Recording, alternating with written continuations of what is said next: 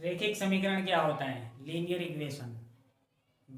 रेखिक समीकरण वह समीकरण होता है जिसमें एक घात होती है, यानी एक घात की कोई भी समीकरण हो उसको रेखिक समीकरण कहते हैं। जैसे चर राशि चाहे कितनी भी हो उसमें, जैसे x plus y plus z, ये रेखिक समीकरण है। अब मैं आपको रेखिक समीकरण युग्म बताऊंगा। रेखिक समीकरण युग्म होता क्या है और उसके यूज क्या है। मान लिया आपको ये दिए हैं रेखिक समीकरण का व्यापक रूप। रेखिक समीकरण का व्यापक रूप क्या होता है? a1x plus b1y plus c1 बराबर 0, यह समीकरण ए। और दूसरी है a2x plus b2y plus c2 बराबर 0, यह समीकरण 2। यहाँ पे क्या है? a1 b1 c1 ये पूर्णांक है, ये चर राशि नहीं है। चर राशि क्या है? यहाँ पे x y, सिर्फ x y चर राशि है, बाकी a1 b1 c1 ये सब पूर्णांक है। a2 b2 c2 चर राशि है सिर्फ x y, और a1 b1 c1 ये पूर्णांक है, यानी ये 0 के बराबर नहीं रख सकते। अगर 0 के बराबर रख देंगे तो फिर पूरा एक पद खत्म हो जाएगा। तो यहाँ से कंडीशन क्या क्या निकलती है?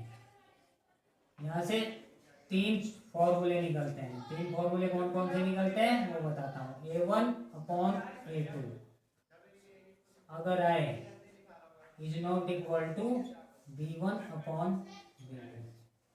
अगर a1/a2 और b1/b2 के बराबर नहीं आता है तो यहाँ से क्या होगा? ये दोनों रेखाएं क्या होंगी? ये दोनों रेखाएं एक बिंदु पर प्रतिच्छेद करेंगी तथा इनका एक अद्वितीय हल होगा। क्या करेंगी? दोनों रेखाएं एक बिंदु पर प्रतिच्छेद करेंगी तथा इनका एक अद्वितीय हल होगा, केवल एक हल होगा। और एक और बनेगा, चलो लिख देता हूं। दोनों रेखाएं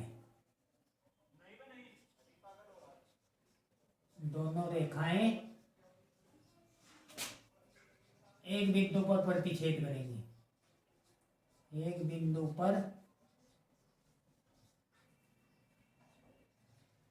प्रतिच्छेद करेंगी तथा इनका एक अद्वितीय हल होगा। अद्वितीय जिसको बोलते हैं केवल एक।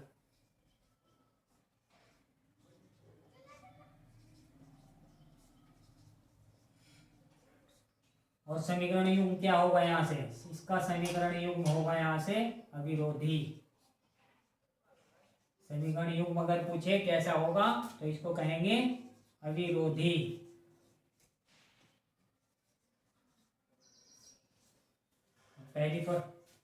पहली शर्त तो ये हो गई। अब दूसरी शर्त क्या है? दूसरी है a1/a2 बराबर b1/b2 बराबर हो जाए c1/c2। अगर तीनों बराबर हो जाए, a1/a2 बराबर b1/b2 बराबर c1/c2, तो क्या होता है?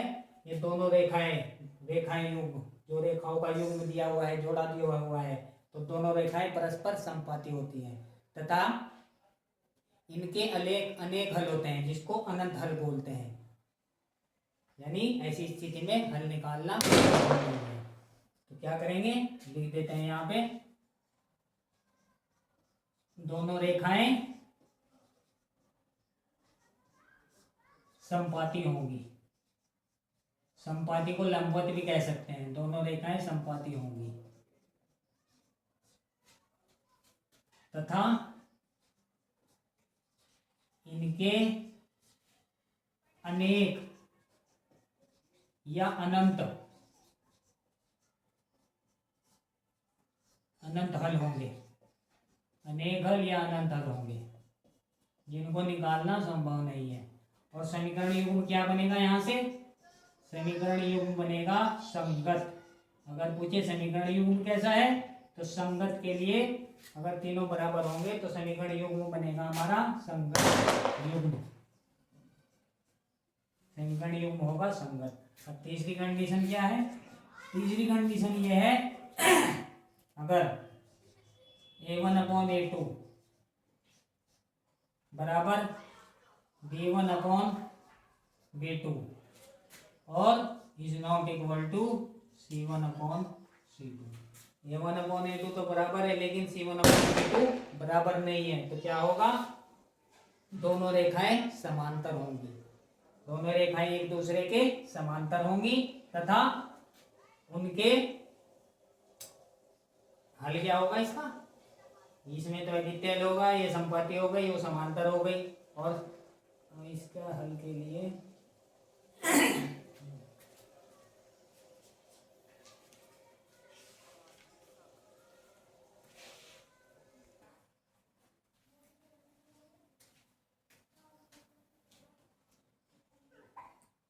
यदि a1/a2 बराबर b1/b2 और is not equal to c1/c2 हो, यानी तीसरा इसके बराबर ना हो, ये दो बराबर हो, तीसरा इसके बराबर ना हो, तो दोनों रेखाएं परस्पर समांतर होंगी।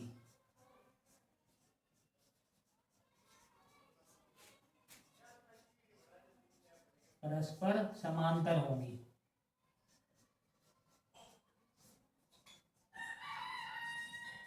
तथा इनके अनेक हल होंगे तथा इनका कोई हल नहीं होगा, कोई हल नहीं होगा।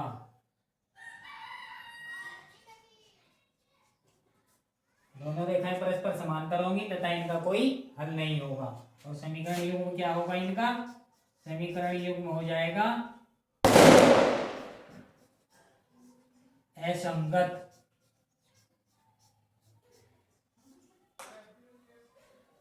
असंगत को आश्रित भी कहते हैं, शायद संगत को आश्रित देख लेना, वैसे आश्रित संगत को कहते हैं, संगत को कहते हैं, असंगत को कहते हैं, इनमें से किसी एक को कहते हैं आश्रित। ठीक है, अब इसके बाद सीधे चलते हैं एक्सरसाइज पे। ये रैखिक समीकरण युग्म था।